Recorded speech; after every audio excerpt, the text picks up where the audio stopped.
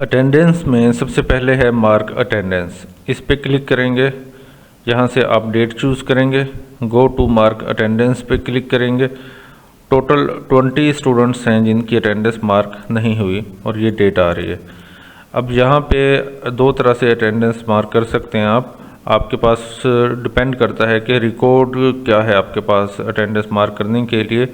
तो यहाँ से आप फ़र्ज़ करें कि हम क्लास फ़िल्टर करते हैं, प्ले ग्रुप सर्च करते हैं और यहाँ पे प्ले ग्रुप के जो स्टूडेंट्स हैं वो फ़िल्टर होके आ गए हैं। तो आप मैनुअली उनको जो स्टूडेंट एब्सेंट हैं उनको एब्सेंट मार्क कर सकते हैं, रीज़न भी यहाँ से चूज़ कर सकते हैं। और एक को हमने लेट मार्क कर दिया, एक को एब्सेंट मार्क कर दिया और सेव अटेंडेंस पे क्लिक कर दिया तो अटेंडेंस मार्क होगी। बस ये इतना ही है। नेक्स्ट हम दोबारा अब इस पे जाते हैं।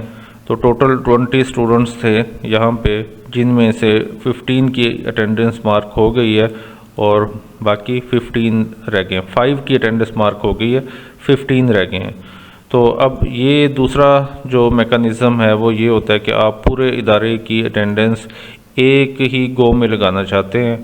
तो उसके लिए जो अटेंडेंस रजिस्टर हैं आपके सेक्शंस वाइज, उन पे एडमिशन नंबर या SID लिखवा दें और टीचर अटेंडेंस मार्क करने के बाद सिर्फ जो एब्सेंट स्टूडेंट हैं उनके सिर्फ SID या एडमिशन नंबर लिख के भेज दें, नेम की बजाय नंबर लिख के भेज दें और वो नंबर आप यहाँ पे पुट करें। जैसे फ़र्ज़ करें कि एक SID है 10 और 25, हम इन दो स्टूडेंट को हम चाहते हैं कि ये एब्सेंट हैं।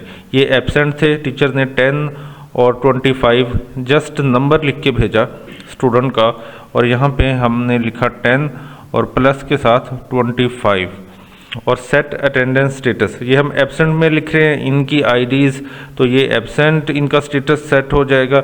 लेट हैं तो उनको लेट में लिख देंगे, लीव पे हैं तो उनकी जो IDs या SIDs हैं लीव में लिख देंगे प्लस के साथ।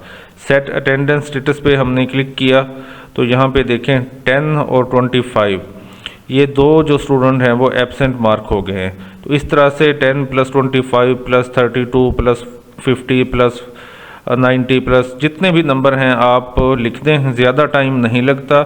और जस्ट इस पर क्लिक करें तो इसमें फिर ये होगा कि मैनुअली एक एक बच्चे को देख के आपको ढूंढना नहीं पड़ेगा, उसका स्टेटस मार्क नहीं करना पड़ेगा। तो इसको अगर आप प्रैक्टिस में लेते हैं तो आपकी अटेंडेंस जो है वो 1 मिनट में कंप्लीट हो जाती है डेली। तो हमने अब इन दो स्टूडेंट जो हैं इनको एब्सेंट मार्क कर लिया है इस तरह से। और सेव अटेंडेंस पे क्लिक करते हैं तो हमारी जो अटेंडेंस है वो सेव हो चुकी है। अब दोबारा से हम जाते हैं गो टू मार्क अटेंडेंस पे, तो अटेंडेंस कंप्लीट होगी, कोई रिकॉर्ड बाकी नहीं है। व्यू अटेंडेंस पे हम जाते हैं, नेक्स्ट जो ऑप्शन है अटेंडेंस मॉड्यूल में, और वहाँ पे जाके हम इस अटेंडेंस को देख सकते हैं। ये जो 20 स्टूडेंट्स की अटेंडेंस हमने मार्क की है यहाँ पे आपको नज़र आ रही होती है। तो इसको एडिट कर सकते हैं। फ़र्ज़ करें कि ये एब्सेंट स्टूडेंट है तो इसको हम एडिट करके इसका स्टेटस चेंज करते हैं और इसको हम अदर देन एब्सेंट का स्टेटस दे देते हैं, लेट कर देते हैं। इसको अपडेट अटेंडेंस पे क्लिक करेंगे तो रिकॉर्ड इस तरह से इजीली अपडेट हो जाता है। डिलीट भी कर सकते हैं 1 बाय 1 और यहाँ से सिलेक्ट करके और बल्क में भी डिलीट कर सकते हैं, यहाँ डेट दे के, और रिकॉर्ड फ़िल्टर भी कर सकते हैं। नेक्स्ट हमारे पास है व्यू एब्सेंटीज़। जो बच्चे एब्सेंट होते हैं उनको आप यहाँ पे देख सकते हैं। ये जो व्यू अटेंडेंस में सारे स्टेटस वाले स्टूडेंट आ रहे होंगे, व्यू एब्सेंटीज़ में सिर्फ जो एब्सेंट होंगे या लेट होंगे वो आ रहे होंगे। SMS टू एब्सेंटीज़ का जो इंटरफेस है यहाँ पे देखें कि जिन स्टूडेंट को हमने एब्सेंट मार्क किया या लेट मार्क किया तो उनके मैसेजेस बन के आ रहे हैं। उनको आप गेटवे के ज़रिए या व्हाट्सएप के ज़रिए सेंड कर सकते हैं, मोबाइल एप्लीकेशन पे भी भेज सकते हैं। तो ये जो मैसेज बना हुआ है ये आप अपनी मर्ज़ी का भी बना सकते हैं। SMS टेम्पलेट में जाके उसकी वीडियो अलग होगी। तो अब हम इनको मैसेज भेजना चाहते हैं तो हम सेंड व्हाट्सएप SMS पे क्लिक कर देंगे तो इनको मैसेज डिलीवर होगी और ये SMS रिपोर्ट में आगे आपका व्हाट्सएप कनेक्ट होगा तो ये 1 बाय 1 उनको डिलीवर हो जाएंगे।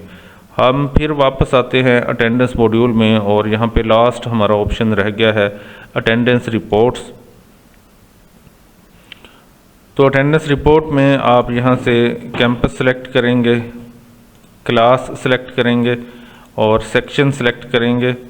डेट रेंज यहाँ पे आ रही है, start of the current month till today date, और प्रिंट अटेंडेंस रिपोर्ट इस पे हमने क्लिक किया तो ये जो ड्यूरेशन डेट रेंज यहाँ पे दी हुई है उसके मुताबिक रिपोर्ट जनरेट होके आ जाएगी।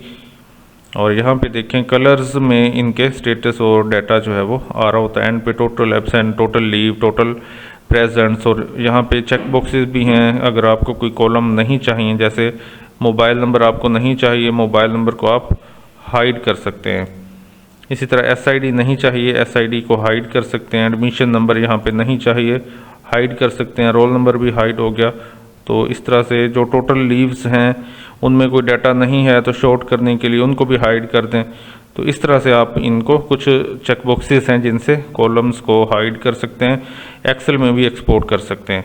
हम वापस आते हैं दोबारा फिर अटेंडेंस मॉड्यूल में, अटेंडेंस रिपोर्ट के इंटरफेस पे, और यहाँ पे कुछ और रिपोर्ट्स भी हैं, उनको भी ओपन करके देखते हैं। अब इसके थोड़ा सा नीचे स्क्रॉल करेंगे तो डेली अटेंडेंस रिपोर्ट है, उसके साथ हमारे पास मंथली अटेंडेंस रिपोर्ट है, सब्जेक्ट बेस्ड रिपोर्ट है। तो ये डेली अटेंडेंस रिपोर्ट ओपन हो गई है और यहाँ पे आपको सेक्शंस, क्लासेस और सेक्शंस शो हो रहे होते हैं। प्रेजेंट कितने हैं इस क्लास में, कितने लेट हैं, लीव पे, ऑफ डे, टोटल कितने हैं। तो ये डाटा इस तरह से क्लास वाइज, सेक्शन वाइज आपको मिल रहा होता है।